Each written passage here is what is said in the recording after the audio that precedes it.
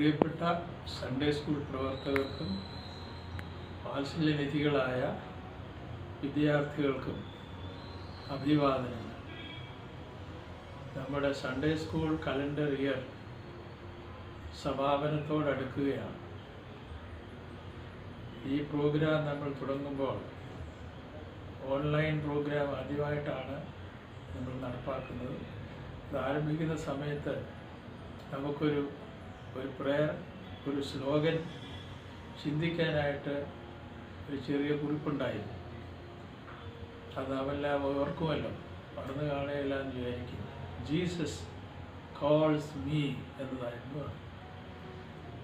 അത് നമ്മൾ ഓരോരുത്തർക്കും മനസ്സിൽ സൂക്ഷിക്കാനും ചിന്തിക്കാനുമുള്ള ഒരു ചിന്തയാണ്, നല്ലൊരു ചിന്ത. Jesus calls me. അത് അധ്യാപകർക്കും വിദ്യാർത്ഥികൾക്കും സൺഡേ സ്കൂളിൻ്റെ ചുമതലക്കാർക്കും എല്ലാവർക്കും ഒരുപോലെ എല്ലാവരെയും കർത്താവ് വിളിക്കുന്നതിന് നിശ്ചയമായും ഒരു ഉദ്ദേശമുണ്ടാകുമല്ലോ. അപ്പോൾ നമ്മളെ വിളിച്ചതിൻ്റെ ഉദ്ദേശം എന്താണെന്നും അത് ഫലപ്രാപ്തിയിലെത്തിയോ എന്നും അന്വേഷിക്കാനുള്ള ചുമതല നമുക്കുണ്ട്. നമ്മളെ വിളിച്ചത് ഭംഗിയായി വേദപഠനം നടത്തുവാനും ക്ലാസ്സുകൾ നടത്തുവാനും പഠിക്കുവാനും പഠിപ്പിക്കുവാനും അത് അസസ് ചെയ്യാനും പഠിക്കുന്നതിൽ സന്തോഷിക്കുവാനും അറിവ് വർദ്ധിപ്പിക്കാനും ഒക്കെ ആയിരുന്നു ആ വിളി, കർത്താവിൻ്റെ വിളി. ആ വിളിയോട് നിങ്ങളെല്ലാവരും പ്രതികരിച്ചു. അത് വളരെ കൃതാർത്ഥത ഉളവാക്കുന്ന ഒരു സംഗതിയാണ്. ഈ കാര്യങ്ങളിൽ നമ്മുടെ സൺഡേ സ്കൂൾ വൈസ് പ്രസിഡൻ്റ് അച്ഛനും മദ്രാസിൻ്റെ ഡയറക്ടർ സാറും അതിൻ്റെ ഡിസ്ട്രിക്റ്റ് ചുമതലക്കാരും ഇൻസ്പെക്ടർമാരും ക്ലാസ് എടുത്ത അധ്യാപകരും ക്ലാസ് എടുക്കാത്ത അധ്യാപകരും അതിൻ്റെ പ്രധാന ഗുണഭോക്താക്കളായ എല്ലാ കുട്ടികളും, നിങ്ങളെല്ലാവരുടെയും ഒരു കൂട്ടായ പ്രയത്നമായിരുന്നു. നമുക്ക് ആദ്യമായിട്ടാണ് ഇങ്ങനൊരു സംരംഭം നടക്കുന്നത്. അതിൽ പാളിച്ചകൾ വരാതിരിക്കാൻ നമ്മൾ നല്ലതായിട്ട് ശ്രദ്ധിച്ചിട്ടുണ്ട്, എങ്കിലും കണ്ടേക്കാം. എന്നാൽ ഈ കാര്യങ്ങളെല്ലാം നമ്മളാവുന്നിടത്തോളം പിഴവ് കൂടാതെ നടത്താൻ എല്ലാവരും ശ്രദ്ധിച്ചിട്ടുണ്ട്. ഈ കാര്യത്തിൽ നിങ്ങളെല്ലാവരെയും ഞാൻ അകമഴിഞ്ഞ് ആത്മാർത്ഥമായി അഭിനന്ദിക്കും. ഈ മാസം കൊണ്ട് ക്ലാസ്സുകളൊക്കെ ഏകദേശം തീരും. എന്നാലും 1-2 ക്ലാസ്സുകളിലെ നവംബർ പകുതി വരെയെങ്കിലും ക്ലാസ്സുകളുണ്ടാകും. നവംബർ 1-ാം ഞായറാഴ്ച മുതൽ റിവിഷനാണ്, പരീക്ഷയുടെ കാലഘട്ടം വരെ. ഇപ്പോൾ നവംബർ മാസത്തിൽ മുഴുവൻ പഠിച്ച പാഠങ്ങൾ ഒന്നുകൂടെ മനസ്സിൽ കൊണ്ടുവരാനും പിഴകൾ നീക്കാനും എവിടെയെങ്കിലും മനസ്സിലാക്കാതെ പോയിട്ടുണ്ടെങ്കിൽ അത് മനസ്സിലാക്കാനും പഠിച്ചതിനെ തന്നെ വീണ്ടും ഒന്ന് ഓർത്തെടുക്കാനും അങ്ങനെ അത് നമ്മുടെ അറിവിൻ്റെ ഭാഗമായി മാറ്റാനും. അതാണ് റിവിഷൻ എന്ന് പറഞ്ഞാൽ. കേവലം ഒന്നുകൂടെ വായിക്കുക എന്നല്ല, പഠിച്ചതെന്തോ അത് നമ്മുടെ മനസ്സിൽ നന്നായി സംഗ്രഹിച്ചു വെച്ച് ഏത് സമയത്തും തിരിച്ചെടുക്കത്തക്കവണ്ണം സംഗ്രഹിച്ചു വെക്കുക എന്നാണ്. നമ്മുടെ ഓർമ്മശക്തി തന്നെ 2 കമ്പാർട്ട്മെൻറ്റ്സാണുള്ളത്. ഒന്ന് ഷോർട്ട് ടേം മെമ്മറി, മറ്റേത് ലോങ് ടേം മെമ്മറി. പെട്ടെന്നൊരു കാര്യം പറഞ്ഞു ഓർത്തു മറന്നുപോകും. അത് കുറച്ച് സമയത്തേക്ക് മാത്രമേ അത് ഓർമ്മയിൽ സൂക്ഷിക്കുന്നുള്ളെങ്കിൽ അതിനെയാണല്ലോ ഷോർട്ട് ടേം മെമ്മറി, STM. എന്നാൽ വായിച്ചതോ പഠിച്ചതോ വീണ്ടും റിവൈസ് ചെയ്യുകയും ഓർത്തെടുക്കുകയും സംശയം തീർക്കുകയും വീണ്ടും വായിക്കുകയൊക്കെ ചെയ്താൽ അത് നമ്മുടെ ഷോർട്ട് ടേം മെമ്മറിയിൽ നിന്ന് ലോങ് ടേം മെമ്മറി LTMലേക്ക് മാറും. അത് പിന്നെ പെട്ടെന്നൊന്നും മറന്നു പോവുകയില്ല. ഇപ്പോൾ റിവിഷൻ കാലത്ത് നമ്മൾ എന്ത് പഠിച്ചോ അത് കുറേ കൂടെ ആഴമാക്കാനും വേണ്ടി, അതിലെന്തെങ്കിലും വിട്ടുപോയിട്ടുണ്ടെങ്കിൽ അത് നികത്താൻ, ഷോർട്ട് ടേം മെമ്മറിയിൽ നിന്ന് ലോങ് ടേം മെമ്മറിയിലേക്ക് പാഠഭാഗങ്ങളെ മാറ്റാൻ, പേരുകൾ, വർഷങ്ങൾ, വിശദാംശങ്ങൾ ഇതൊക്കെ ഒന്നുകൂടെ ഒന്ന് ഓർത്തെടുക്കാനുള്ള നല്ലൊരു കാലഘട്ടമാണ് റിവിഷൻ എന്ന് പറയുന്നത്. അത് നമ്മളുടെ ഉത്സാഹമായിട്ട് ചെയ്യണം. അധ്യാപകരും വിദ്യാർത്ഥികളും കൂടെ കൂട്ടായി ഈ കാര്യം, ഈ സംരംഭം ഏറെ വിജയകരമാക്കണം. ഇന്നുവരെ നമ്മളെല്ലാവരും ഇതിനകത്ത് ആത്മാർത്ഥമായി പ്രവർത്തിച്ചു. ഇനിയും അങ്ങനെ തന്നെ വേണം. എക്സാമിനേഷൻസ് നടക്കട്ടെ. ഞാൻ പലപ്പോഴും ആവർത്തിച്ചതാണ്, നമ്മൾ പഠിക്കുന്നതിൻ്റെ ഉദ്ദേശം പരീക്ഷ എഴുതുക എന്നുള്ളതല്ല. എന്നാൽ പഠിച്ചത് എന്താണ്, എന്തുമാത്രം എന്നറിയാൻ ഒരു സ്കെയിലാണ് എക്സാമിനേഷൻ എന്ന് പറയുന്നത്. അതുകൊണ്ട് പഠനം തീരുന്നില്ല. വീണ്ടും നമ്മൾ പഠിച്ചുകൊണ്ടേയിരിക്കും, പിന്നെയും വായിച്ചുകൊണ്ടേയിരിക്കും. അങ്ങനെ നമ്മുടെ വായനയും അറിവും പഠനവും എന്നും വിപുലമായിക്കൊണ്ടേയിരിക്കണം. എങ്കിൽ മാത്രമേ നമ്മൾ പഠിതാക്കൾ, സ്റ്റുഡൻസ് ആകുകയുള്ളൂ. വിദ്യാർത്ഥികൾ എല്ലാവരും പഠിക്കുന്നവരാണ്, അധ്യാപകരും പഠിക്കുന്നവരാണ്. അങ്ങനെ എല്ലാവരും ചേർത്തുള്ള പൊതുവായ പഠന പദ്ധതിയാണ് നമ്മുടെ ഈ സൺഡേ സ്കൂൾ പ്രോഗ്രാമിൽ നടക്കുന്നത്. ഓൺലൈൻ പ്രോഗ്രാം സാധാരണയുള്ള സൺഡേ സ്കൂളുമായിട്ട് വിഭിന്നമാണെന്ന് നമുക്കറിയാമല്ലോ. എങ്കിലും നിലവിലുള്ള സാഹചര്യത്തിൽ സ്മാർട്ട് ക്ലാസ് ഒന്നും ആയില്ലെങ്കിലും നമ്മളാവോളം സൺഡേ സ്കൂൾ മുടങ്ങാതെ നടക്കാൻ, അത് പ്രയോജനപ്പെടുത്താൻ നമുക്കെല്ലാവർക്കും സാധിക്കും. ഈ കാര്യങ്ങളിൽ എല്ലാവരുടെയും തുടർന്നുള്ള സഹകരണം ഉണ്ടാകണം. വിദ്യാർത്ഥികളും അധ്യാപകരും മാത്രമല്ല, പേരൻസ് ഇതിനകത്തൊരു പ്രധാന റോളുണ്ട്. കുട്ടികൾ ഇതിൽ പങ്കെടുക്കുന്നു, പഠിക്കുന്നു, പരീക്ഷ എഴുതുന്നു എന്നെല്ലാം ഉറപ്പാക്കാൻ രക്ഷിതാക്കൾക്ക് ചുമതലയുണ്ട്. ആ സമയം അതിനുവേണ്ടി മാറ്റിവെക്കും. ആ ക്ലാസ്സിൻ്റെ സമയത്ത്, പരീക്ഷയുടെ സമയത്ത് കുട്ടികൾ വേറൊന്നിനും അവർ എൻഗേജ് ചെയ്യാതിരിക്കത്തക്കവണ്ണം ശ്രദ്ധിക്കേണ്ടത് പ്രധാനമായി പേരൻസാണ്. അവർക്ക് മാത്രമേ ചെയ്യാൻ ഒക്കത്തുള്ളൂ. അതുകൊണ്ട് ഈ നമ്മുടെ പ്രോഗ്രാമിൽ പേരൻസ്, ടീച്ചേഴ്സ്, സ്റ്റുഡൻസ്, ഈ 3 എലിമെൻറ്റ്സ്, ഘടകങ്ങളുടെ കൂട്ടായ കൈകോർത്ത് പിടിച്ചുള്ള ഒരു ശ്രമമാണ്. അതാണ് നടന്നു വന്നത്. ഇനിയും അങ്ങനെ ആയിരിക്കണം. ഇനി പാൻഡമിക്, COVID-19 അതിൻ്റെ ശക്തി കുറഞ്ഞു വന്ന് കുറേ കഴിയുമ്പോൾ നമുക്ക് പഴയതുപോലെ നോർമൽ ക്ലാസ് റൂംസിൽ പോയി പഠിക്കാൻ അവസരം കിട്ടട്ടെ. നേരം അതനുസരിച്ച് ചെയ്യാം. അതുവരെ നമ്മുടെ സൺഡേ സ്കൂൾ മുടങ്ങാതെ ഈ സംവിധാനത്തിൽ നമുക്ക് മുമ്പോട്ട് പോകണം. വീണ്ടും നമ്മൾ ആദ്യം കേട്ട ആ സ്ലോഗൻ മറക്കരുത്, ജീസസ് കോൾസ് മീ. നമ്മളോട് തന്നെ പറയണം, Jesus calls me to this programme, to learn, to teach and to cooperate, to praise God, to sing and to pray. ഈ കാര്യത്തിനെല്ലാം വേണ്ടി കർത്താവ് നമ്മളെ വിളിക്കുന്നു. എന്നാൽ ഈ പഠനം കൊണ്ട് എന്ത് പ്രയോജനം? നമുക്ക് കുറേ കൂടെ കാര്യങ്ങൾ മനസ്സിലാക്കാനും, ആരാധനയിൽ ബോധപൂർവ്വം പങ്കെടുക്കാനും, ചൊല്ലുന്ന പ്രാർത്ഥനകളുടെയും ഗാനങ്ങളുടെയൊക്കെ അർത്ഥം മനസ്സിലാക്കാനും, വിശ്വാസ പ്രമാണത്തിൻ്റെ ഭാഗങ്ങൾ എന്തൊക്കെയാണ്, നമ്മൾ what do we believe as orthodox, അതിൻ്റെ ഒരു അടിസ്ഥാനമാണ് നമ്മുടെ ക്രീഡ് എന്ന് പറയുന്ന വിശ്വാസ പ്രമാണം. ഇതൊക്കെ നമ്മൾ തലനാരിൽ കീറി പഠിക്കുന്നവരാണ്, പഠിക്കുകയും വേണം. എന്താണ് സഭയുടെ പഠിപ്പിൽ, സഭയുടെ നോമ്പുകൾ, അതിൻ്റെ ആരാധനാക്രമം, ഇതെല്ലാം നമ്മൾ സൺഡേ സ്കൂളിൽ വെച്ച് തന്നെ അതിൻ്റെ അടിസ്ഥാനം ഇട്ടിട്ട് വേണം തുടർന്ന് പഠിക്കാനും ജീവിതത്തിലേക്ക് പോകാൻ. അതിനെല്ലാം നമുക്ക് സംഗതിയാക്കട്ടെ. നിങ്ങളെല്ലാവരെയും ദൈവം അനുഗ്രഹിക്കട്ടെ. പഠനം തുടരട്ടെ. അതൊരിക്കലും അവസാനിക്കുന്നതല്ല. വേദപഠനം അവസാനമില്ലാത്തതാണ്. ദൈവമാണ് നമ്മളെ പഠിപ്പിക്കുന്നത്, പരിശുദ്ധാത്മാവാണ്. അത് എല്ലാവർക്കും ഇടയാകട്ടെ എന്ന് ആത്മാർത്ഥമായി പ്രാർത്ഥിക്കുന്നു. നമുക്ക് ഒരുമിച്ച് പറയണം, ജീസസ് കോൾസ് മീ, എന്നെ വിളിക്കുന്നു. എല്ലാവരെയും ദൈവം അനുഗ്രഹിക്കട്ടെ.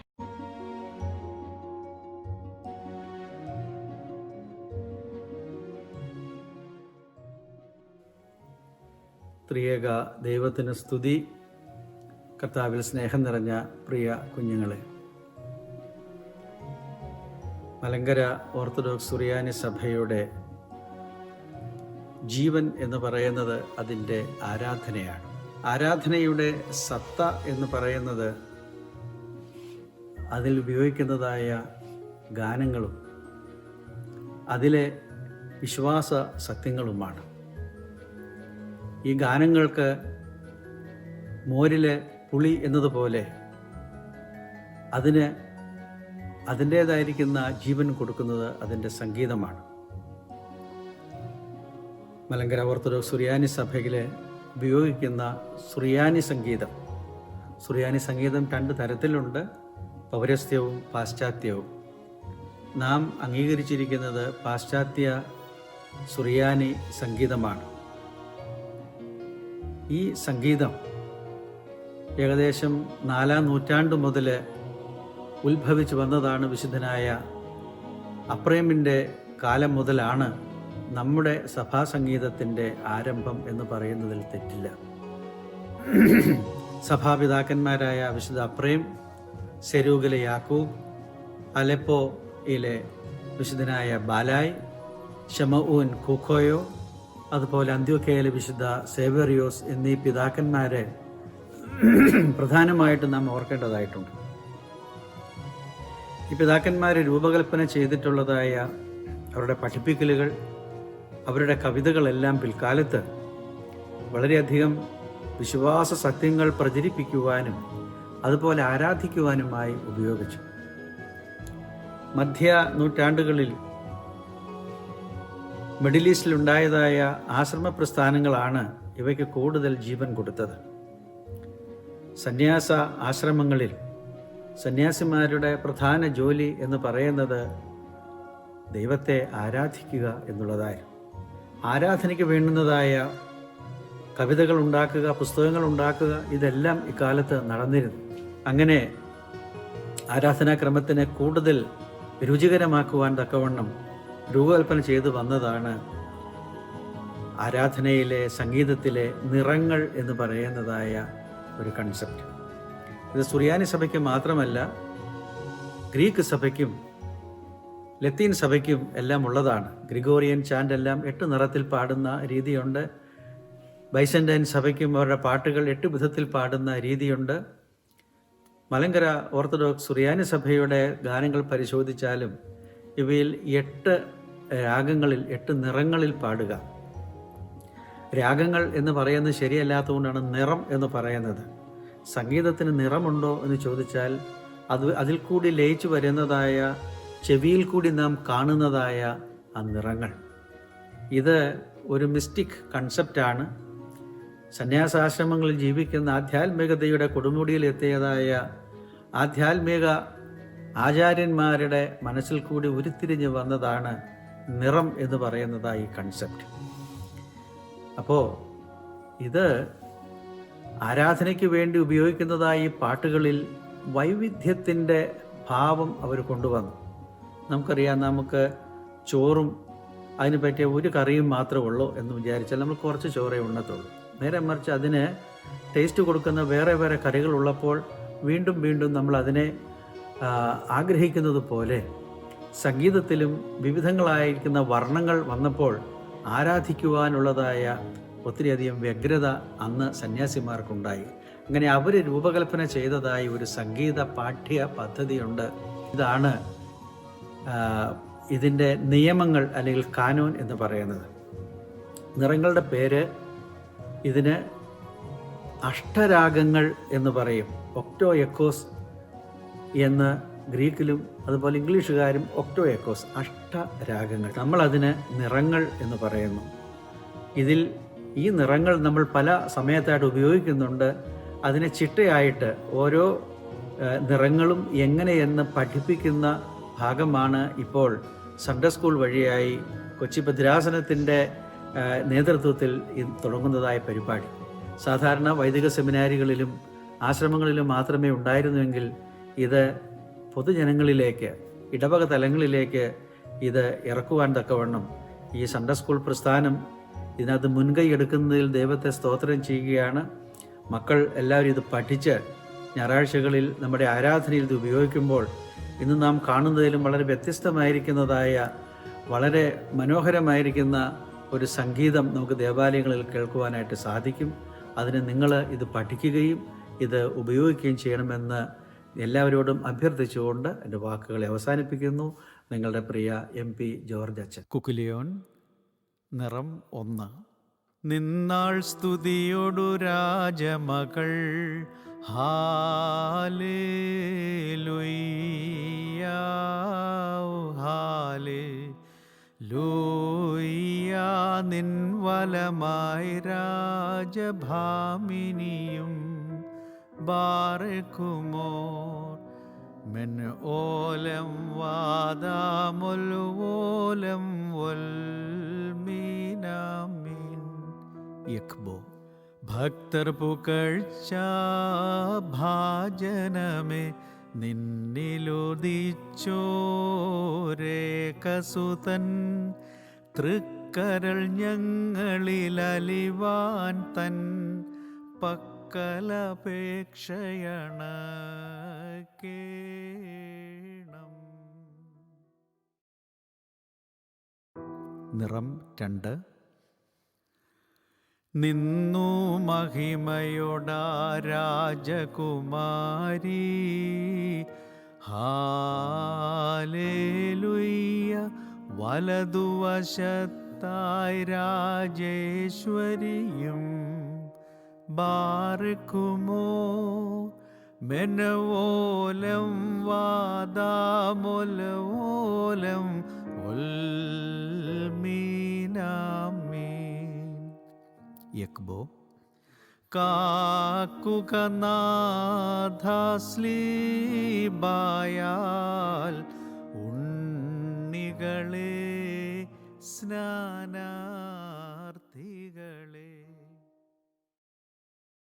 കുക്കുലിയോൻ 3. നൽകുക നന്മൊഴി മാനസമേ ഹല്ലേലൂയ. സേവിക്കും ഞാൻ അരജനയെന്നുര ചെയ്യും. ബാർക്കുമോ. മെനഓലം വാദാമൊലവോലം ഉൽമീനാമീൻ. യക്ബോ.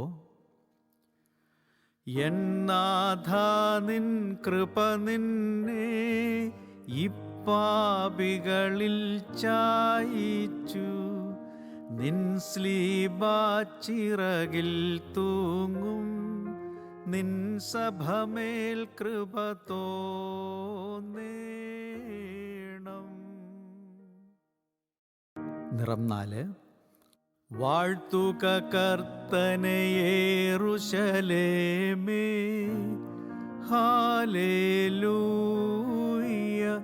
വാഴ്ത്തുക സിയോനെ നിൻ ദൈവത്തെ. ബാർക്കുമോ. മെനവോലം വാദാമൊലവോലം ഉൽമീനാമീൻ.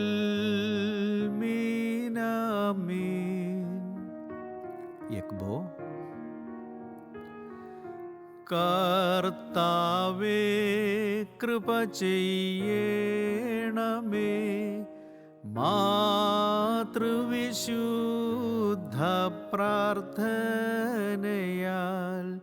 പുണ്യം ഞങ്ങൾക്കും വാങ്ങി പോയോർക്കും നൽകിയിടേണം.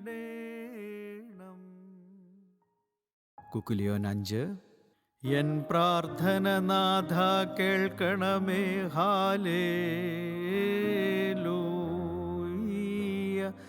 എൻ്റെ വിലാപം പൂകണമേ നിൻ സന്നിധിയിൽ. ബാർക്കുമോ. മെനഓലം വാദാമൊലവോലം ഉൽമീനാമീൻ. യക്ബോ. മശിഹ ജീവിച്ചെഴുന്നേറ്റു. കാവൽക്കാർ ലജ്ജപ്പെട്ടു. തൻ പ്രിയയാം സഭ സന്തോഷത്താൽ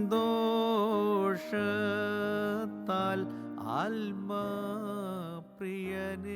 വാഴ്ത്തും. കുക്കുലിയോൻ 6. വാഴ്ത്തുക നാഥനെ എന്നാത്മാവേ. ഹാലേലൂയ. ഓർക്കുക തൽ പ്രതിദാനങ്ങൾ. ബാർക്കുമോ. മെനോലം വാദാമൊലവോലം ഓൽമീനാമീൻ. യക്ബോ. പ്രാർത്ഥിപ്പാൻ നീ നിൽക്കുമ്പോൾ സന്താപത്തോടെ കാഗ്രം ചിന്തകളെ കടിഞ്ഞാണിട്ട് ചിത്തത്തെ നിർത്തിയിടേണം.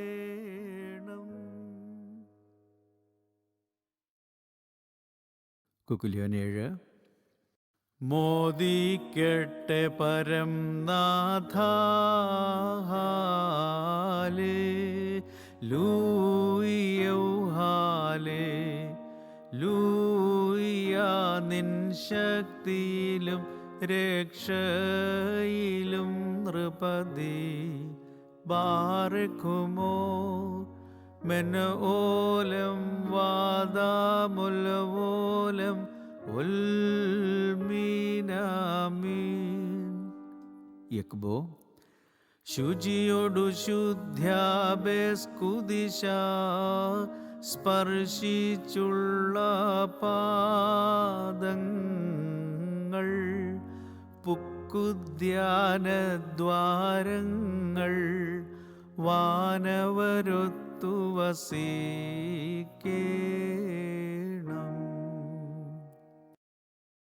കുക്കുലിയോൻ 8. വെല്ലും ശത്രുക്കളെ നിന്നാൽ ഞങ്ങൾ ഹാലേലൂയ്യ. ദ്വേഷികളെ മെതിച്ചിടുന്നിൻ നാമത്തിൽ ബാറക്കുമോ മെനോലം വാദാമുൽവോലം ഉൽമീനാമീൻ. യക്ബോ സ്ലീബാവെന്നു വെല്ലുന്നു സ്ലീബാവിദ്വേഷിയെ വെന്നു സ്ലീബായെ സാക്ഷിച്ചോർക്കായി സ്ലീബായാകട്ടെ കോട്ട. ഈ നിറങ്ങൾ പെത്ഗോമോ കുക്കുലിയോനിലെ പെത്ഗോമോ എന്ന വിഭാഗത്തിലേക്ക് എങ്ങനെ ചേർത്ത് പാടാം എന്നുള്ളതിന് ഉദാഹരണം. ഒന്നാം നിറം നിന്നാൾ സ്തുതിയോടു രാജമകൾ ഹാലേലൂയ്യ ഹാലേലൂയ്യ നിൻ വലമായി രാജഭാമിനിയും. 2. നിന്നാൾ സ്തുതിയോടു രാജമകൾ ഹാലേലൂയ്യ നിൻ വലമായി രാജഭാമിനിയും. 3. നിന്നാൾ സ്തുതിയോടു രാജമകൾ ഹല്ലേലൂയ നിൻ വലമായി രാജഭാമിനിയും. 4. നിന്നാൾ സ്തുതിയോടു രാജമകൾ ഹല്ലേലൂയ നിൻ വലമായി രാജഭാമിനിയും. 5. നിന്നാൾ സ്തുതിയോടു രാജമകൾ ഹാലേലൂയ നിൻ വലമായി രാജഭാമിനിയും. 6. നിന്നാൾ സ്തുതിയോടു രാജമകൾ ഹാലേലൂയ നിൻ വലമായി രാജഭാമിനിയും. 7. നിന്നാൾ സ്തുതിയോടു രാജമകൾ ഹാലേലൂയ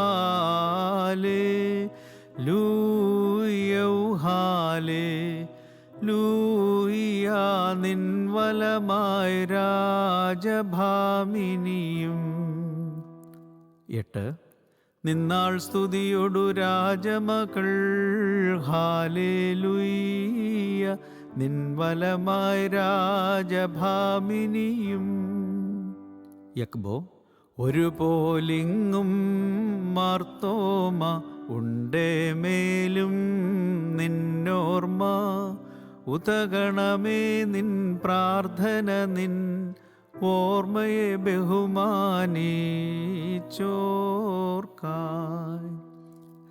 ഭക്തർ പുകഴ്ച ഭാജനമേ നിന്നിലുദിച്ചോരേകസുതൻ തൃക്കരൾ ഞങ്ങളിൽ അലിവാൻ തൻ പക്കലപേക്ഷയണക്കേണം. യക്ബോ 2. ഭക്തർ പുകഴ്ച ഭാജനമേ നിന്നിലുദിച്ചോരേകസുതൻ തൃക്കരൾ ഞങ്ങളിലാലിവാൻ തൻ പക്കലപേക്ഷയണക്കേണം. യക്ബോ 3. ഭക്തർ പുകഴ്ച ഭാജനമേ നിന്നിലുദിച്ചോരേകസുതൻ തൃക്കരൾ ഞങ്ങളിലലിവാൻ തൻ പക്കലപേക്ഷയണക്കേണം. യക്ബോ 4. ഭക്തർ പുകഴ്ച ഭാജനമേ നിന്നിലുദിച്ചോരേകസുതൻ തൃക്കരൾ ഞങ്ങളിലലിവാൻ തൻ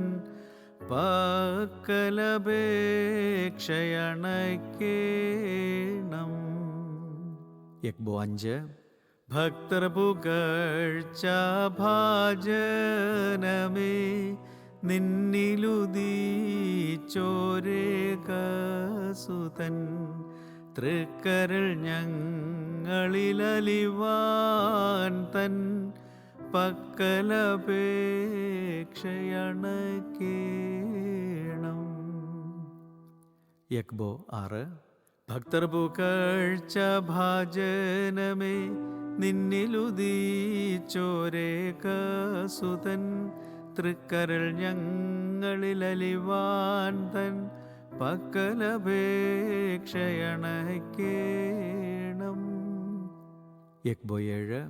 ഭക്തർ പുകഴ്ച ഭാജനമേ നിന്നിലുദിച്ചോരേകസുതൻ തൃക്കരൾ ഞങ്ങളിലലിവാൻ തൻ പക്കലപേക്ഷയണക്കേണം.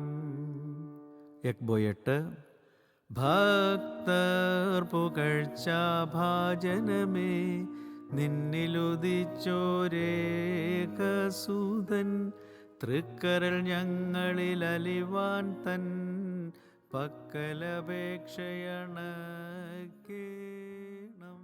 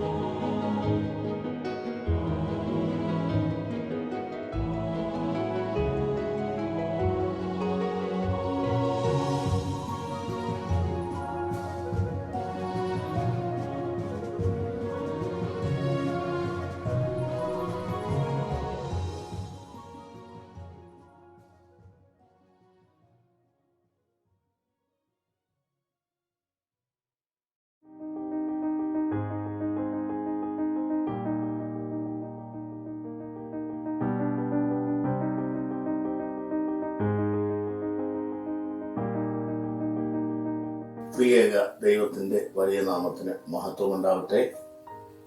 വിശുദ്ധ കുർബാനയെ സംബന്ധിച്ചുള്ള നമ്മുടെ പഠനത്തിൻ്റെ അവസാന ഭാഗത്തിലേക്ക് കടന്നു വരികയാണ്. പ്രിയപ്പെട്ട കുഞ്ഞുങ്ങൾ 4ാം ക്ലാസ് മുതൽ ഈ 2 പാഠങ്ങൾ വിശുദ്ധ കുർബാനയെ സംബന്ധിച്ച് പഠിച്ചു. 11ാം ക്ലാസ്സിൽ 10 പാഠങ്ങൾ വിശുദ്ധ കുർബാനയെ സംബന്ധിച്ച് പഠിക്കുകയാണ്. ഇന്ന് നമ്മൾ ചർച്ച ചെയ്യുന്നത് വിശുദ്ധ കുർബാനയുടെ ദൈവശാസ്ത്രം എന്ന വിഷയമാണ്. അതിന് നമുക്ക് ആധാരമാക്കാവുന്ന ഏതാനും ചില ഗ്രന്ഥങ്ങൾ ആദ്യമേ ഞാൻ സൂചിപ്പിച്ചു കൊള്ളട്ടെ. ഒന്നാമതായി ആംഗ്ലിക്കൻ ബിഷപ്പായിരുന്ന ഡോക്ടർ ഹെർബർട്ട് പെക്കൻഹാം വാൾഷ് അദ്ദേഹം എഴുതിയ a devotional study of the holy Qurbana എന്നുള്ള നമ്മുടെ കുർബാനയെ സംബന്ധിച്ചുള്ള പുസ്തകമാണ്. 2, പുണ്യശ്ലോകനായ മാത്യൂസ് മാർ ബർണബാസ് തിരുമേനി എഴുതിയ വിശുദ്ധ കുർബാനയുടെ ലഘുപഠനം എന്ന ഗ്രന്ഥമാണ്. 3, നമ്മുടെ കൊട്ടാരക്കര ഭദ്രാസനാധിപനായിരിക്കുന്ന അഭിമന്യ യൂഹാനന്മാർ തെവോദോറോസ് തിരുമേനി എഴുതിയ സ്വർഗീയ മന്ന എന്ന പുസ്തകമാണ്. 4, അന്തർദേശീയ തലത്തിൽ കുദാശ കാര്യങ്ങളിലൊക്കെയും പഠനം നടത്തുന്ന ബഹുമാനപ്പെട്ട ഡോക്ടർ ബേബി വാഗീസ് അച്ഛൻ്റെ യാക്കോബിന്റെ അനാഫോറ എന്ന ഗ്രന്ഥമാണ്. ഈ ഗ്രന്ഥങ്ങളിലൊക്കെ വിശുദ്ധ കുർബാനയുടെ ധാരാളം കാര്യങ്ങൾ നാം വായിക്കുന്നു. അതോടൊപ്പം തന്നെ അതിൻ്റെ ദൈവശാസ്ത്രത്തെ പറ്റിയും വായിക്കുന്നുണ്ട്.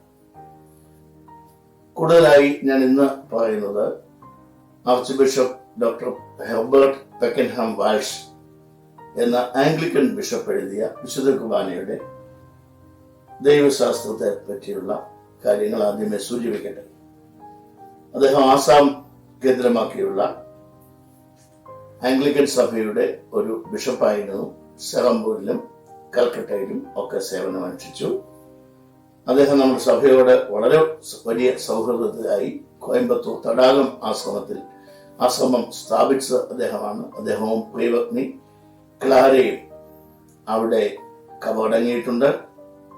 നമ്മുടെ സഭയോടുള്ള അങ്ങേയറ്റത്തെ ബഹുമാനം കൊണ്ട്, പ്രത്യേകിച്ച് അതിൻ്റെ ദൈവശാസ്ത്രത്തോട്, അതിൻ്റെ ആരാധനാ രീതിയോട് ഉള്ള ബഹുമാനം കൊണ്ടാണ് അദ്ദേഹം ആ ഗ്രന്ഥം എഴുതിയത്.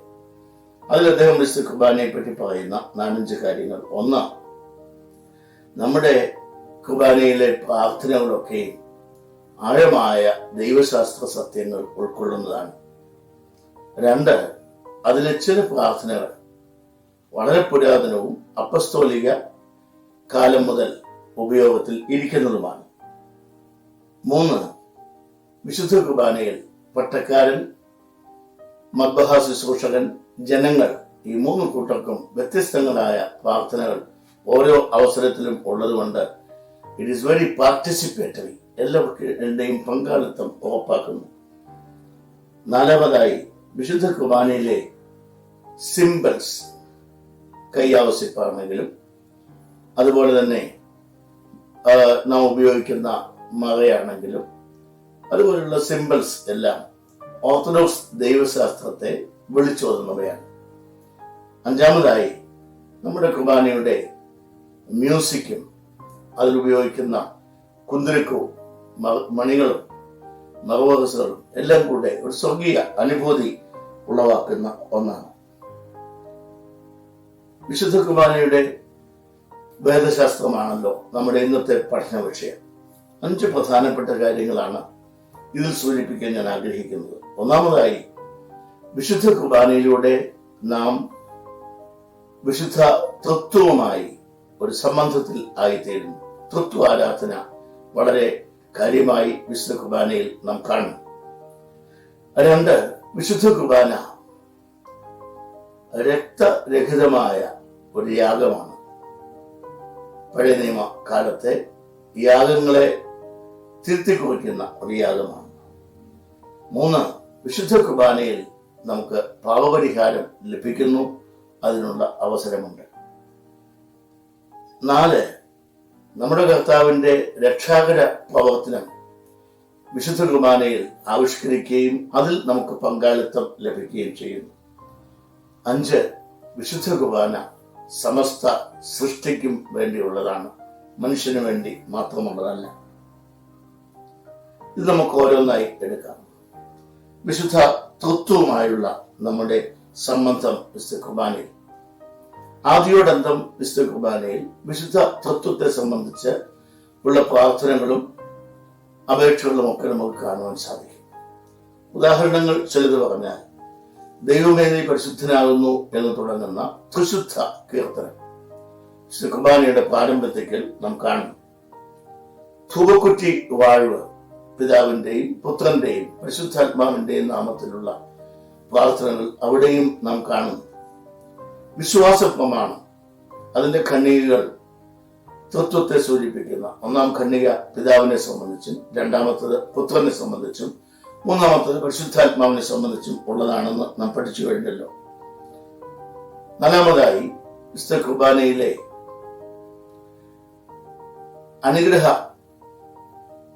വാക്കുകൾ, ഹൂബോ പിതാവാം ദൈവത്തിന്റെ സ്നേഹവും, നെഹവൂൻ വലിയവനും നമ്മുടെ രക്ഷകനുമായ കർത്താവിന്റെ, അതുപോലെ തെഹവേ പരിശുദ്ധ തൃത്വത്തിന്റെ നാമത്തിൽ 3 അനുഗ്രഹങ്ങൾ നമുക്ക് ലഭിക്കുന്നു. പിന്നീട് കാസായും പിലാസായും ഉയർത്തുമ്പോൾ തൃത്വത്തോടുള്ള പ്രാർത്ഥനയും അപേക്ഷയുമുണ്ട്.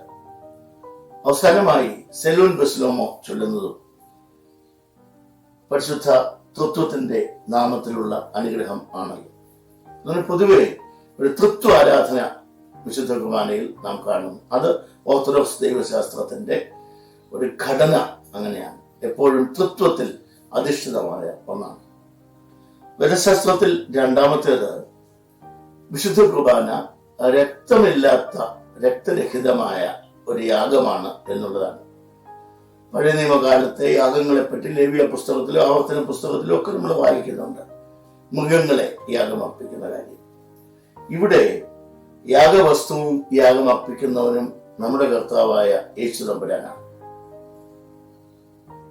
കർത്താവെ, വഴിതെറ്റിപ്പോയ ആടിനെ തിരിച്ചു കൊണ്ടുവരുവാനായി നിന്റെ പുത്രനെ നീ ലോകത്തിലേക്ക് അയച്ചുവല്ലോ, അവന്റെ യാഗത്തിലൂടെ ഞങ്ങളെ രക്ഷിക്കണമേ എന്ന തരത്തിലുള്ള പ്രാർത്ഥനകൾ യാക്കോബിന്റെ തക്സായില് ആവർത്തിച്ച് നാം കാണുന്നുണ്ട്. പഴയ നിയമത്തിലെ യാഗങ്ങൾ ഉൽപ്പത്തി പുസ്തകം 24-ാം അധ്യായത്തിൽ അബ്രഹാം ഇസ്ഹാക്കിനെ ബലി കഴിക്കാൻ തയ്യാറാകുന്നത്, ന്യായാധിപന്മാരുടെ പുസ്തകം 11-ാം അധ്യായം ഇബ്താഹ് തന്റെ ഏകപുത്രിയെ ബലി കഴിക്കാൻ തയ്യാറാകുന്നത് ഒക്കെ ഇതിന് മുൻകുറിയായി ഒരുപക്ഷെ നമുക്ക് കാണാൻ സാധിക്കും. സ്വന്തം പുത്രനെ ലോകത്തിലേക്ക് അയച്ച് മനുഷ്യവർഗത്തെ, പ്രപഞ്ചത്തെ മുഴുവൻ രക്ഷിക്കുവാനായി ആ യാഗം മുഖാന്തരമായി തീരുന്ന ആ ഒരു അനുഭവമാണ്. വിശുദ്ധ യോഹന്നാൻ ശ്ലീഹായുടെ സുവിശേഷത്തിൽ ഇതാ ലോകത്തിന്റെ പാപത്തെ വഹിക്കുന്ന ദൈവത്തിന്റെ കുഞ്ഞാട്, 1-ാം അധ്യായം 29-ാം വാക്യത്തില് യോഹന്നാൻ സ്നാപകൻ കർത്താവിനെ ചൂണ്ടിക്കൊണ്ട് തന്റെ ശിഷ്യന്മാരോട് പറയുന്നത് നാം വായിക്കുന്നുണ്ട്. പൗലോസ് അപ്പോസ്തലൻ കൊരിന്ത്യർക്ക് എഴുതിയ 1-ാം ലേഖനം 5-ാം അധ്യായം 7-ാം വാക്യത്തിലും നമ്മുടെ പാപപരിഹാരത്തിനായി കൊല്ലപ്പെട്ട കുഞ്ഞാട് എന്നുള്ളത് നാം കാണും. അതുപോലെ തന്നെ വെളിപ്പാട് പുസ്തകത്തിൽ 5 മുതൽ 7 വരെയുള്ള അധ്യായങ്ങളിൽ അവർക്കപ്പെട്ട കുഞ്ഞാട് നടുവിൽ നിൽക്കുന്നതും ചുറ്റും നിൽക്കുന്നവർ ആരാധന അനുഷ്ഠിക്കുന്നതും നാം കാണുന്നുണ്ട്. ഇങ്ങനെ അതുപോലെ വിശുദ്ധ യോഹന്നാൻ ശ്ലീഹായുടെ സുവിശേഷത്തിൽ കർത്താവിന്റെ കുരിശു മരണം എന്ന് പറയുന്നത് പെസഹായ കുഞ്ഞാടിനെ അറുക്കുന്ന സമയമാണ്. മറ്റു 3 സുവിശേഷങ്ങളിൽ നിന്നും വ്യത്യസ്തമാണ് ഈ ഒരു ആശയം.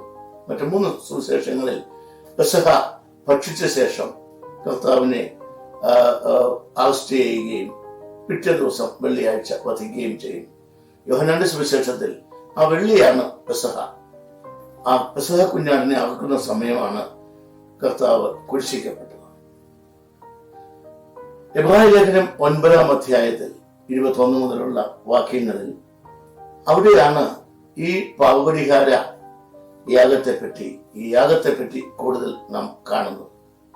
ഒരിക്കലായി പിതാവാം ദൈവത്തിന്റെ സന്നിധിയിൽ നമ്മുടെ പാപങ്ങൾക്ക് വേണ്ടി യാഗമർപ്പിച്ച യേശുവിനെ നാം ഇവിടെ കാണുന്നുണ്ട്, മഹാപുരോഹിതനായി, യാഗവസ്തുവായി. വിശുദ്ധ കുർബാനയുടെ ദൈവശാസ്ത്രത്തിലെ 3-ാമത്തെ അംശം നമ്മുടെ പാപങ്ങൾ വിശുദ്ധ കുർബാനയിൽ പരിഹരിക്കപ്പെടുന്നു എന്നുള്ളതാണ്. കർത്തൃ പ്രാർത്ഥനയിൽ നാം പ്രാർത്ഥിക്കുന്നുണ്ടല്ലോ, forgive us our sins as we have forgiven those who trespassed against us. ഞങ്ങൾ മറ്റുള്ളവരോട് ക്ഷമിച്ചതുപോലെ ഞങ്ങളുടെ പാപങ്ങളെ ഞങ്ങളോട് ക്ഷമിക്കണമേ. ഇത് ക്ഷമയുടെ പാപങ്ങൾ പരിഹരിക്കപ്പെടുന്ന ഒരു അവസരമായി നാം കാണുന്നു. കർത്താവ് ഗിരിപ്രഭാഷണത്തിൽ പറഞ്ഞു, നീ യാഗമർപ്പിക്കുവാൻ പോകുമ്പോൾ ആർക്കെങ്കിലും നിന്നോട് എന്തെങ്കിലും പ്രയാസമുണ്ട് എന്ന് തോന്നിയാൽ യാഗവസ്തു അവിടെ വെച്ചിട്ട് നീ ആദ്യമേ പോയി നിന്റെ സഹോദരനുമായി നിരപ്പാകുക. ആ നിരപ്പിന്റെ ശുശ്രൂഷയാണ് വിശുദ്ധ കുർബാന എന്ന് പറയുന്നത്. പാപപരിഹാരത്തെ സംബന്ധിക്കുന്ന ധാരാളം കാര്യങ്ങൾ വിശുദ്ധ കുർബാനയിൽ നമ്മൾ കാണുന്നുണ്ട്. അതുകൊണ്ട് തന്നെയാണ് നാം വിശുദ്ധ കുർബാനയ്ക്കായി കാര്യമായി ഒരുക്കത്തോടുകൂടി പോകുന്നത്.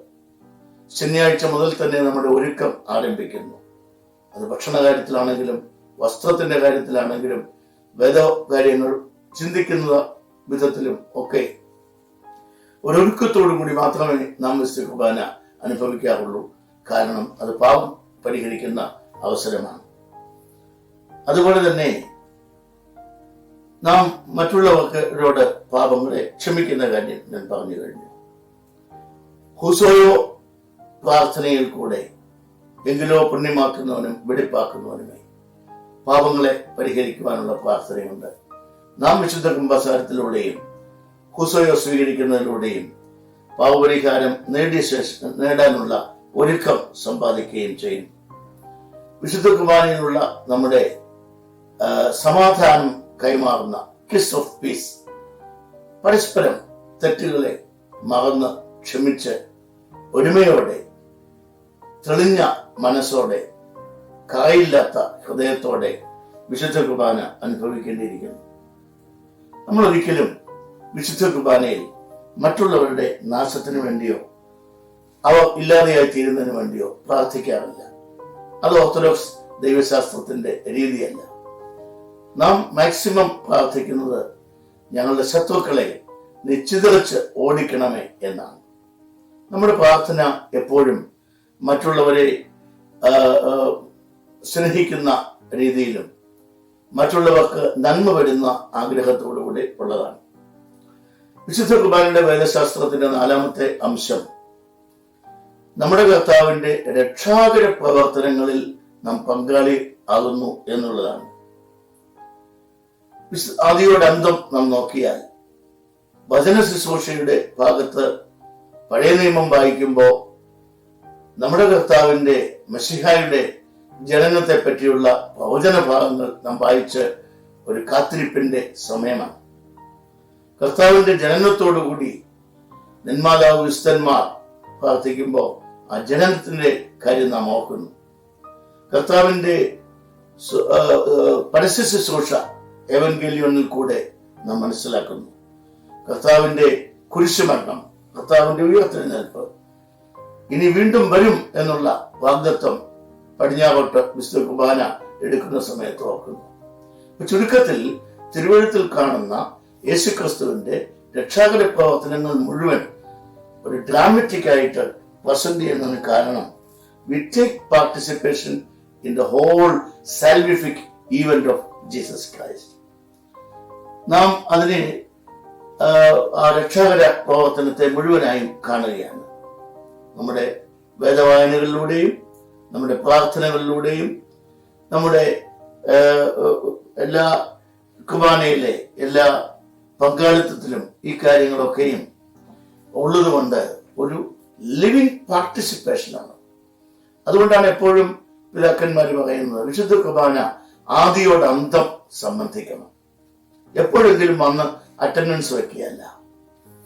ആ പ്രവചനത്തിന്റെ കാലഘട്ടം, ആ നമസ്കാരത്തിന്റെ കാലഘട്ടം, വിശുദ്ധ കുർബാന തുടങ്ങുന്ന കർത്താവിന്റെ ജനന പെരുന്നാളിന്റെ ഓർമ്മ, അതുപോലെ തന്നെ പരസ്യ ശുശ്രൂഷയുടെ ഓർമ്മ, കർത്താവിലുള്ള വിശ്വാസ പ്രഖ്യാപനം, ഇതെല്ലാം നടത്തി അവസാനമാണ് വിശുദ്ധ കുർബാന നമ്മൾ അനുഭവിക്കുന്നത്.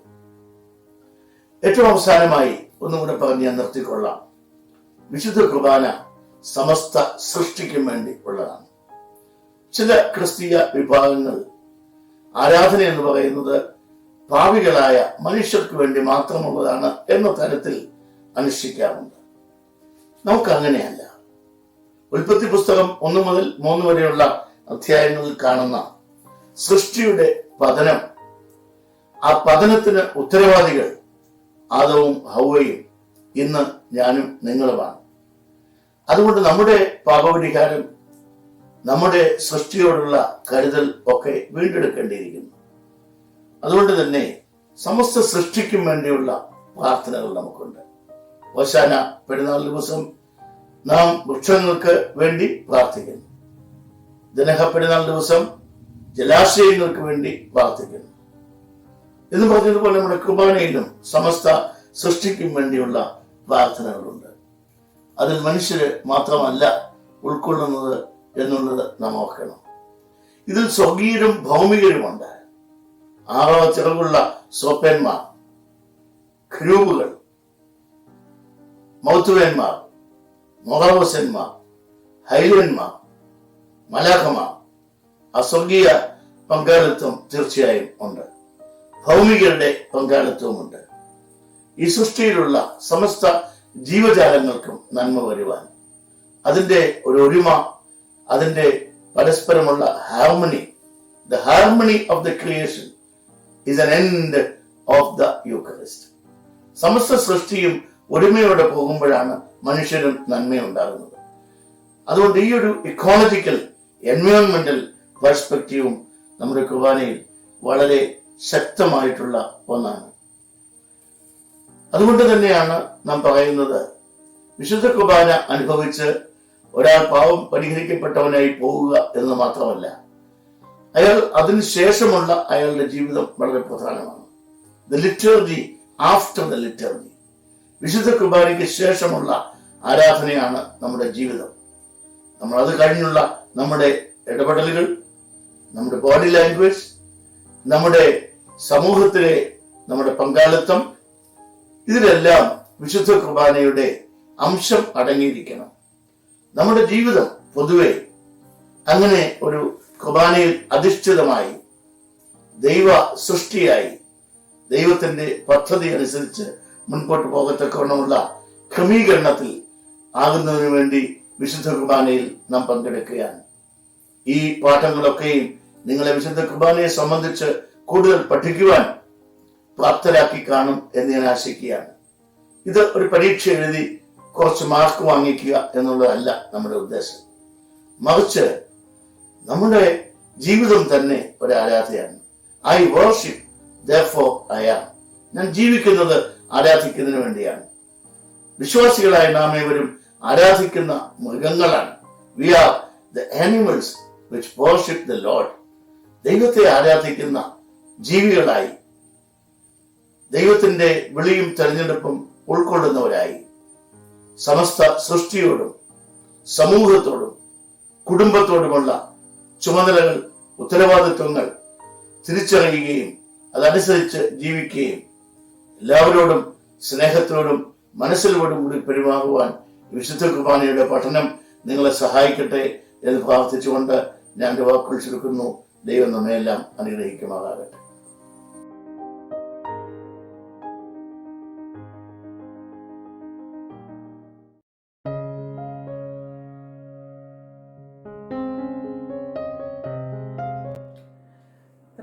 ദൈവത്തിന് സ്തുതി.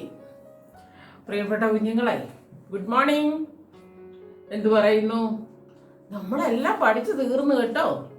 11ാം ക്ലാസ്സില് നിങ്ങൾക്ക് ഈ വർഷം പഠിക്കാനുള്ള അവസാനത്തെ ചാപ്റ്ററായിരുന്നു പഠിക്കുന്നത്. ഇനിയുള്ള 2 യൂണിറ്റ് നിങ്ങൾക്ക് എക്സംപ്റ്റഡ് ആകട്ടോ. ഈ വർഷം കൊറോണ പ്രമാണിച്ച് 2 യൂണിറ്റ് നമുക്ക് പഠിക്കണ്ട 11ാം ക്ലാസ്സിൽ കേട്ടോ.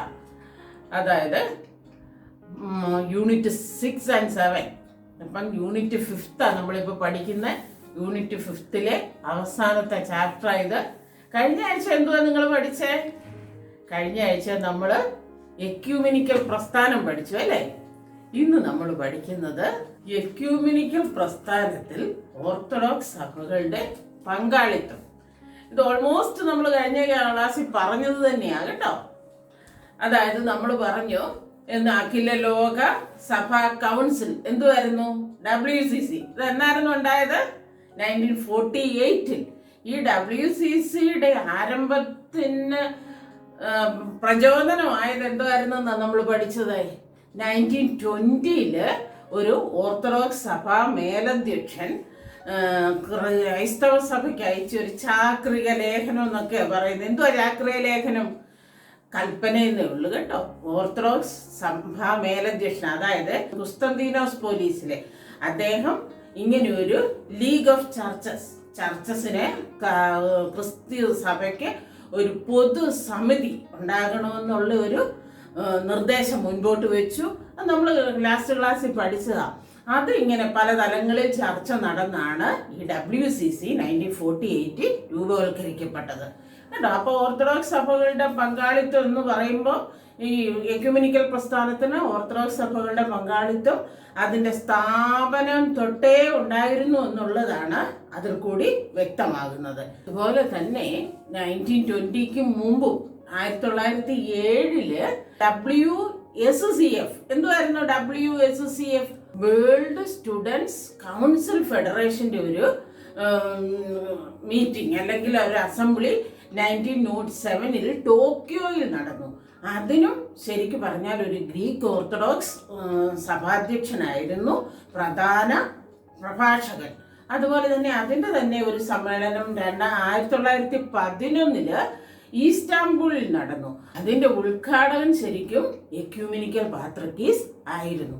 അങ്ങനെ വിവിധ തലങ്ങളിൽ ആദ്യം മുതലേ ഈ എക്യുമെനിക്കൽ പ്രസ്ഥാനത്തിന് ഓർത്തഡോക്സ് സഭയുടെ അല്ലെങ്കിൽ ഗ്രീക്ക് ഓർത്തഡോക്സ് സഭയും ഈസ്റ്റേൺ ഓർത്തഡോക്സ് സഭയും അങ്ങനെ ഓർത്തഡോക്സ് സഭകളുടെ സാന്നിധ്യം ഉണ്ടായിരുന്നു. അതുപോലെ നമ്മൾ കഴിഞ്ഞ ക്ലാസ്സിൽ പഠിച്ചതാണ് ഫെയ്ത്ത് ആൻഡ് ഓർഡർ. എന്തുവാ ഫെയ്ത്ത് ആൻഡ് ഓർഡർ?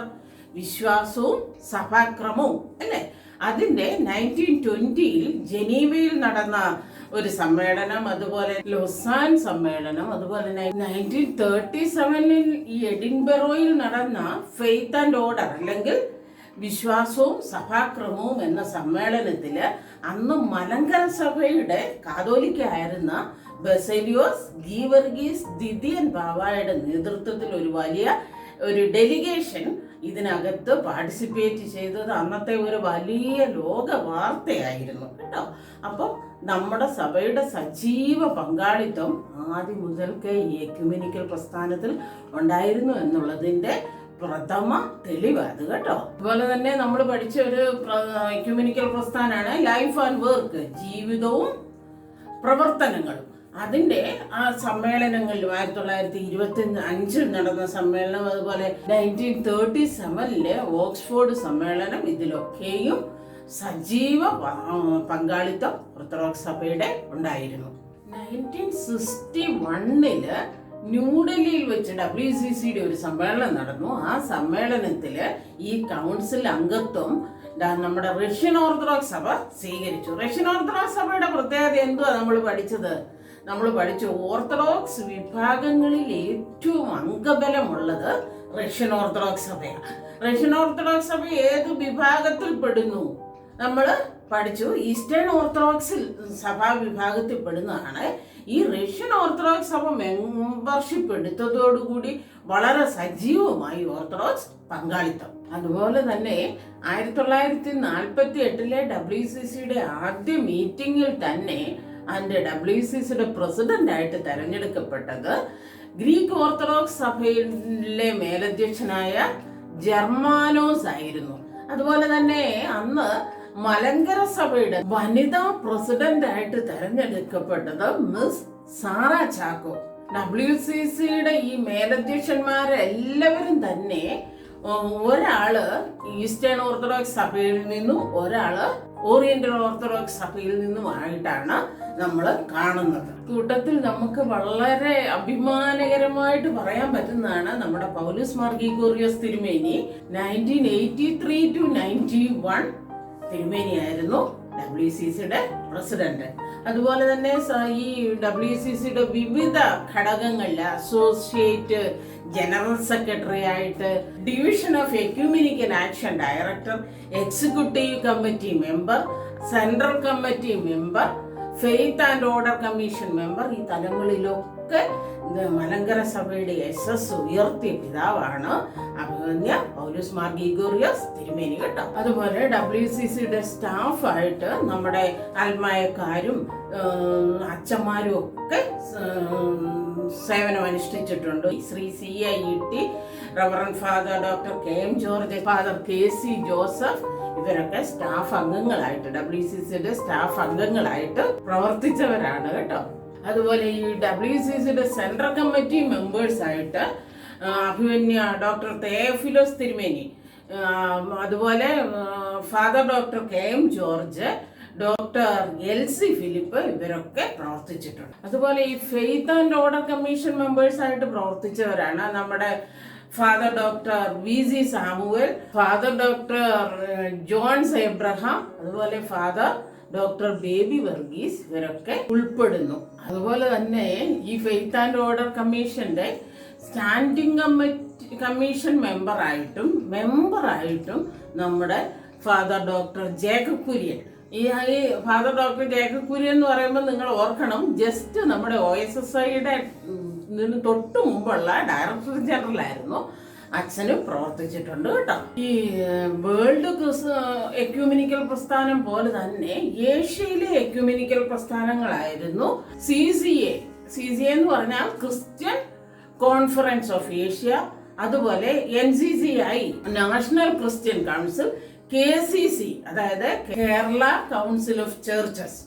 അതുപോലെ തന്നെ ഈ NCCIയുടെ പ്രസിഡന്റ് ആയിട്ട് നമ്മുടെ അഭിമന്യ ഗീവർഗീസ് മാർ കൂറിലോസ് തിരുമേനി പ്രവർത്തിച്ചിട്ടുണ്ട്. അതുപോലെ തന്നെ പേര് പറയാനോ ഒത്തിരി പേരുണ്ട്. നമ്മുടെ NCCIയില് ഫാദർ ഫിലിപ്പ് കുരുവിള, അതുപോലെ CCIയില് സൂസൻ ജേക്കബ്, ഇവരൊക്കെ പ്രവർത്തിച്ചിട്ടുണ്ട്.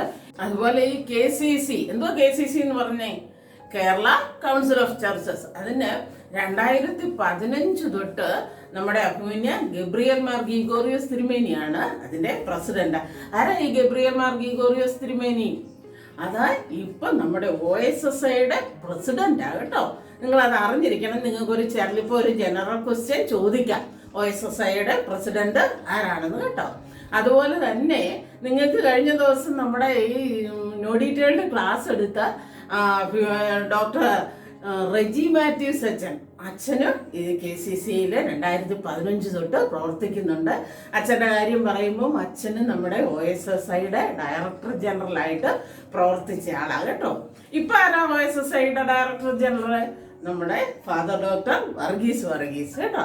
ആ ജനറൽ ക്വസ്റ്റ്യൻസ് പ്രത്യേകിച്ച് MCQ ക്വസ്റ്റ്യൻസ് ആയതുകൊണ്ട് ഏതെങ്കിലും ഒരു ജനറൽ ക്വസ്റ്റ്യന് നിങ്ങൾക്കിത് ചോദിക്കാം കേട്ടോ. അടുത്തതായിട്ട് നമുക്ക് നേരിട്ടുള്ള എക്യൂമിനിക്കൽ ഡയലോഗുകളിലൂടെ, അതായത് നമ്മൾ ഈ WCCയിൽ കൂടി അല്ലെങ്കിൽ വേൾഡ് ക്രിസ്ത്യൻ കൗൺസിലിൽ കൂടി അല്ലാതെ നേരിട്ടുള്ള എക്യൂമിനിക്കൽ ഓർത്തഡോക്സ് സഭകളായിട്ടും ഇതര ഓർത്തഡോക്സ് സഭകളായിട്ടും അതുപോലെ റോമൻ കത്തോലിക്ക സഭകളുമായിട്ടും പ്രൊട്ടസ്റ്റന്റ് സഭകളുമായിട്ടും ഒക്കെ അനേക ഡയലോഗുകൾ ഉണ്ടായിട്ടുണ്ട്. അത് ശരിക്കും പറഞ്ഞാൽ പെട്ടെന്ന് അങ്ങനെ എല്ലാം പറയാൻ പറ്റാത്തത് കൊണ്ട് ഓർത്തഡോക്സ് സഭയ്ക്ക് ഡയറക്റ്റായിട്ട് ഉൾപ്പെട്ട ഡയലോഗുകളാണ് നിങ്ങളുടെ ഈ ചാപ്റ്ററിൽ പഠിക്കാനുള്ളത് കേട്ടോ. അതെന്തൊക്കെയാണെന്ന് നമുക്ക് നോക്കാം.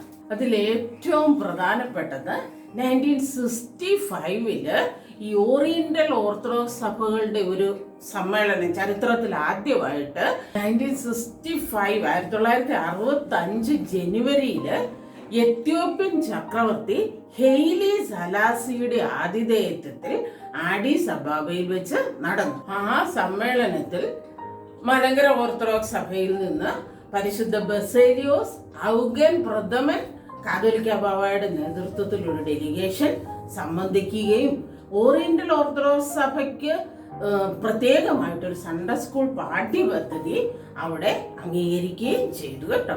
അടുത്തത് മലങ്കര സഭാ തലവന്മാരും കത്തോലിക്ക സഭാ തലവന്മാരുമായിട്ടുള്ള കൂടിക്കാഴ്ചകൾ. പ്രധാനമായിട്ടും 3 കൂടിക്കാഴ്ചകളാണ് നിങ്ങളുടെ പുസ്തകത്തിൽ പറയുന്നത്. 1964 ജനുവരി 3 ബോംബെയിൽ വെച്ച് പോൾ ആറാമൻ മാർപ്പാപ്പായും ബസേലിയോസ് ഔഗൻ പ്രഥമൻ കാതോലിക്ക ബാവയും തമ്മിൽ കൂടിക്കാഴ്ച നടത്തി. അതുപോലെ 1983 ജൂൺ 3-ന് 1983 ജൂൺ 3-ന് ജോൺ പോൾ രണ്ടാമൻ മാർപ്പാപ്പായും ബസേലിയോസ് മാർത്തോമ മാത്യൂസ് പ്രഥമൻ കാതോലിക്ക ബാവായും വത്തിക്കാനിൽ വെച്ച് കൂടിക്കാഴ്ച നടത്തി. പിന്നെ 1985 ഫെബ്രുവരി 8-ന് കോട്ടയത്ത് വെച്ച് ജോൺ പോൾ രണ്ടാമൻ മാർപ്പാപ്പായും ബസേലിയോസ് മാർത്തോമ മാത്യൂസ് പ്രഥമൻ കാതോലിക്ക ബാവായും കൂടിക്കാഴ്ച നടത്തി. അടുത്തതായിട്ട് ഓറിയന്റൽ ഈസ്റ്റേൺ ഓർത്തഡോക്സ് അനൗദ്യോഗിക ചർച്ചകൾ. അതായത് ഫാദർ നിക്കോസ് നിസിയോട്ടിസും അതുപോലെ നമ്മളെ പോൾ വർഗീസും. ആരായിരുന്നു Paul Varghese? Father Paul Varghese എന്ന് പറയുന്നത് നമ്മുടെ പൗലോസ് മാർ ഗ്രിഗോറിയോസ് തിരുമേനി അച്ഛനായിട്ടിരിക്കുമ്പോഴത്തെ പേരാണ് കേട്ടോ. പോൾ വർഗീസും ഈ ഓറിയന്റൽ അതുപോലെ ഈസ്റ്റേൺ ഓർത്തഡോക്സ് സഭയുമായിട്ടുള്ള അനൗദ്യോഗിക ചർച്ചകൾ പല സ്ഥലങ്ങളിൽ വെച്ച് നടത്തും. അതായത് 1964 ഡെൻമാർക്കിൽ വെച്ച്, അതുപോലെ ഇംഗ്ലണ്ടിൽ വെച്ച് 1967, 1970 സ്വിറ്റ്സർലൻഡിൽ വെച്ച്, അതുപോലെ 1971 എത്യോപ്യയിലും സമ്മേളനങ്ങൾ നടന്നു. നിരവധി ചർച്ചകൾ നടത്തി. എന്തുവാ ഈ നമ്മൾക്കറിയാം ഈസ്റ്റേൺ ഓർത്തഡോക്സ് സഭയും അതുപോലെ ഓറിയന്റൽ ഓർത്തഡോക്സ് സഭയും തമ്മിലുള്ള ഡിഫറൻസ് എന്തോ അതൊക്കെ നമ്മൾ നേരത്തെ പഠിച്ചതാ. എന്തുവായിരുന്നു? അതായത് കൽക്കദോന്യ സുന്നഹദോസിന്റെ തീരുമാനങ്ങൾ അംഗീകരിച്ചവരാണ് ഈസ്റ്റേൺ ഓർത്തഡോക്സ്. ഈ കൽക്കദോന്യേതര വിശ്വാസികളാണ് ഓറിയന്റൽ ഓർത്തഡോക്സ് അല്ലേ. അപ്പം അന്നത്തെ ആ വ്യാഖ്യാനങ്ങൾ ഈ അനൗദ്യോഗിക ചർച്ചകളിലൊക്കെ ഉരുത്തിരിഞ്ഞത് അന്നത്തെ ആ വ്യാഖ്യാനങ്ങൾ ശരിക്കു പറഞ്ഞ ഭാഷാപരമായ വ്യത്യാസങ്ങൾ അല്ലെങ്കിൽ അതിൻ്റെ വ്യാഖ്യാനത്തിലുണ്ടായ വ്യത്യാസങ്ങളാണ്.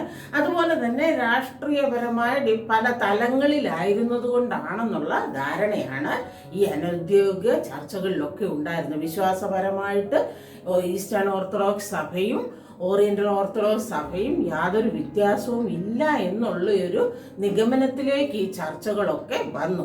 അടുത്തതായിട്ട് ഈ ഓറിയന്റൽ ഈസ്റ്റേൺ ഓർത്തഡോക്സ് സഭകളുടെ ഔദ്യോഗിക വേദശാസ്ത്ര കമ്മീഷൻ.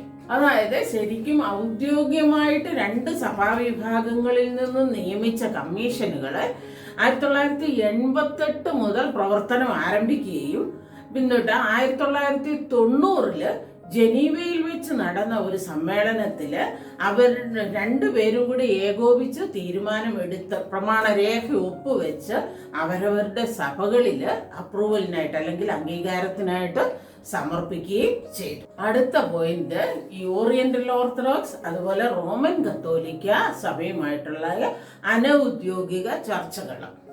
പ്രോ ഓറിയന്റേ എന്ന കത്തോലിക്ക സംഘടനയുമായിട്ട് 1971 മുതൽ ഈ അനൗദ്യോഗിക ചർച്ചകൾ ആരംഭിച്ചു.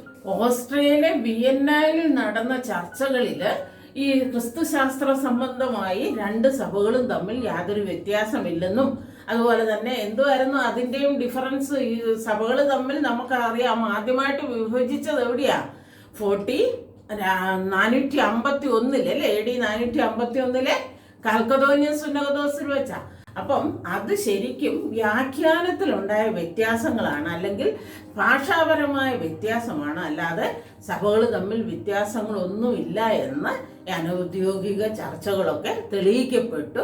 അതനുസരിച്ച് ഡിസ്കഷനുകൾ നടന്നുകൊണ്ട് ഇരിക്കുകയാണ്. പക്ഷെ ഇതിൻ്റെയൊക്കെ പുരോഗതി സാവധാനത്തിലാണെന്നുള്ളതാണ് ശരിക്കും പറഞ്ഞാൽ ഈ ചർച്ചകളൊന്നും വിജയിക്കാത്തതിൻ്റെ ഒരു കാരണം. അടുത്തത് മലങ്കര ഓർത്തഡോക്സ് റോമൻ കത്തോലിക്ക സംയുക്ത വേദശാസ്ത്ര കമ്മീഷൻ. നമ്മൾ നേരത്തെ കണ്ടു 1983 ജോൺ പോൾ രണ്ടാമൻ മാർപ്പാപ്പായുമായിട്ട് ബസേലിയോസ് മാർത്തോമ മാത്യൂസ് പ്രഥമൻ കാതോലിക്ക ബാവ കൂടിക്കാഴ്ച നടത്തിയത്. ആ കൂടിക്കാഴ്ചയുടെ ഫലമായിട്ട് ഈ സംയുക്ത വേദശാസ്ത്ര കമ്മീഷനെ 2 സഭകളും നിയോഗിച്ചു. 1989 മുതൽ നടക്കുന്ന എല്ലാ വർഷവും നടക്കുന്ന ചർച്ചകളിൽ കൂടി പരസ്പര ധാരണയിലെത്തുവാൻ സാധിച്ചിട്ടുണ്ട്. അതനുസരിച്ച് നമ്മൾ കണ്ടു NCCI അല്ലെ, നാഷണൽ ക്രിസ്ത്യൻ കൗൺസിൽ, അതുപോലെ KCC എന്നിവയിലൊക്കെ മലങ്കര ഓർത്തഡോക്സ് സഭയും റോമൻ കത്തോലിക്ക സഭയും സംയുക്തമായിട്ട് അല്ലെങ്കിൽ ഒരുമിച്ച് സഹകരിച്ച് പ്രവർത്തിച്ച് വരുന്നു. അടുത്ത പോയിന്റ്, ഇതോടെ ഈ ചാപ്റ്റർ തീരും കേട്ടോ. അടുത്ത പോയിന്റ്, എക്യൂമെനിക്കൽ പ്രസ്ഥാനത്തിലെ ഓർത്തഡോക്സ് പങ്കാളിത്തം ഒരു വിലയിരുത്തൽ. എന്താണ് നമുക്ക് ഈ എക്യൂമെനിക്കൽ പ്രസ്ഥാനത്തിൽ കൂടി പങ്കാളികളായതിൽ കൂടി ലഭ്യമായതെന്ന് കേട്ടോ.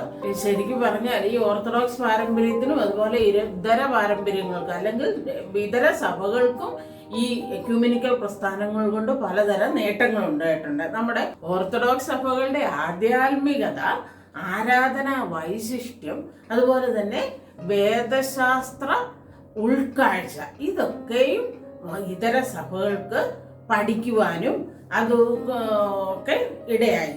അതിനൊരു ഉദാഹരണം പറഞ്ഞാൽ ഈ ഇതര സഭകളൊക്കെ അവരുടെ ആരാധനാക്രമങ്ങൾ ആവിഷ്കരിക്കുമ്പോൾ അല്ലെങ്കിൽ വീണ്ടും പുനഃക്രമീകരിക്കുമ്പോൾ നമ്മളുടെ സഭയിലെ ആരാധനാക്രമങ്ങളിൽ നിന്ന് കോട്ട് ചെയ്യാൻ തുടങ്ങി. അതാണ് നമുക്കിത് മനസ്സിലാകുന്നത്. അതുപോലെ തന്നെ ഇന്ന് ഈ ഇതര സഭകള് സഭാ പാരമ്പര്യത്തിനും അതുപോലെ പിതാക്കന്മാരുടെ രചനകൾക്കും ഒക്കെ പ്രാധാന്യം കൊടുക്കുന്നതും ഇതിനൊരു ഉത്തമ ഉദാഹരണമാണ്. അതുപോലെ തന്നെ നമ്മളുടെ സഭകളും ഈ എക്യുമെനിക്കൽ പ്രസ്ഥാനങ്ങളിലൊക്കെ സഹകരിക്കുന്നുണ്ട് മറ്റ് സഭകളെ മുൻവിധി കൂടാതെ മറ്റ് സഭകളിൽ നിന്നുള്ള അവരുടെ നന്മകളൊക്കെ കണ്ടുപഠിക്കുവാനും അതുപോലെ യഥാർത്ഥ ജീവിതത്തോട് താതാത്മ്യപ്പെടുന്നതിനുമൊക്കെ നമ്മളുടെ സഭകളും വളരെ സൗഹൃദ മനസ്സോടെ മുൻപോട്ട് വരുന്നുണ്ട്. അതായത് വേദപുസ്തക പഠനത്തിലും മിഷൻ പ്രവർത്തനങ്ങളിലുമൊക്കെ മിഷൻ പ്രവർത്തനങ്ങളിലേക്കുള്ള ശ്രദ്ധ കുറയാതെയൊക്കെ പോകുവാൻ ഈ എക്യുമെനിക്കൽ പ്രസ്ഥാനം സഹായിച്ചിട്ടുണ്ട്. അതുപോലെ തന്നെ ഓർത്തഡോക്സ് സഭയ്ക്ക് ലഭിച്ച ഒരു പ്രധാനപ്പെട്ട കാര്യം എന്ന് പറയുന്നത് ലോകമെമ്പാടുമുള്ള ഈ ഓർത്തഡോക്സ് വൈദികർക്കും അതുപോലെ തന്നെ അൽമായർക്കും ഒക്കെ ഈ പ്രോട്ടസ്റ്റന്റ് സഭയുടെയും അതുപോലെ റോമൻ കത്തോലിക്ക സഭയുടെയും സഹായത്തോടെ ഉപരിപഠനത്തിനൊക്കെ അവസരം ലഭ്യമായി. അപ്പോൾ അടുത്ത ഈ ചാപ്റ്റർ തീർന്നു. നെക്സ്റ്റ് 2 യൂണിറ്റുകൾ നമുക്ക് ഈ വർഷം പഠിക്കണ്ട. അത് മനുഷ്യ അവകാശങ്ങളും വിവിധ തത്വ സംഹിതകളോടുള്ള ക്രിസ്തീയ സമീപനവുമാണ്. ഒരുപക്ഷെ നിങ്ങളുടെ സെക്യുലർ ക്ലാസ്സുകളിലൊക്കെ നിങ്ങൾ ഇത് പഠിച്ചിട്ടുണ്ടാകും, മനുഷ്യാവകാശങ്ങളും മൗലികാവകാശങ്ങളും ഒക്കെ കേട്ടോ. നല്ല രസം. അത് നിങ്ങൾ വെറുതെ ഒന്ന് വായിക്കണം. അപ്പം നിങ്ങൾക്ക് കൊറോണ ആയതുകൊണ്ടാണ് ഇത് പഠിപ്പിക്കണ്ട എന്ന് വന്നത്. എങ്കിൽ പോലും അതൊക്കെ അറിഞ്ഞിരിക്കുന്നത് നല്ലതാണ്. നിങ്ങളതൊക്കെ ഒന്ന് വായിക്കണം. ഇന്നത്തെ ഈ പാഠത്തോടെ നമ്മുടെ പോർഷൻ തീർന്നു. ഞാൻ വിചാരിക്കുന്നത് നിങ്ങൾക്ക് ഈ വർഷം ഇങ്ങനെ ഓൺലൈൻ ആയതുകൊണ്ട്, അല്ലെങ്കിൽ നിങ്ങൾ വാരം 11ാം ക്ലാസ് അറ്റൻഡ് ചെയ്യുന്നില്ലല്ലോ അല്ലേ, അണ്ടർ സ്കൂളിൽ പോയി. അപ്പോൾ ഇതൊരു അവസരമായിട്ട് എടുത്ത് നന്നായിട്ട് 11ാം ക്ലാസ്സിൽ മാർക്ക് സ്കോർ ചെയ്യണം. എങ്കിൽ മാത്രമേ നിങ്ങൾക്ക് 12ാം ക്ലാസ്സിൽ കൂടുതൽ മാർക്ക് കിട്ടത്തുള്ളൂ. നന്നായിട്ട് പഠിക്കണം. ഈ പരീക്ഷ ശരിക്കും നിങ്ങൾക്ക് ബെനിഫിഷ്യലാണ്. ഒന്നും ലോങ് ആയിട്ട് എഴുതണ്ട. ഡിസ്ക്രിപ്റ്റീവ് അല്ല, ഒബ്ജക്റ്റീവ് ടൈപ്പ് ആയിട്ടാണ്. ഒരു തരം ശ്രദ്ധിച്ചാൽ MCQവിൽ നമുക്ക് ഏതാ കറക്റ്റ് ആൻസർ എന്ന് കിട്ടും. നന്നായിട്ട് പഠിക്കുക. ടീച്ചേഴ്സിന് ക്വസ്റ്റ്യൻ എഴുതി കൊടുക്കണം. നന്നായിട്ട് പഠിക്കുക, റിവൈസ് ചെയ്യുക. Okay, by.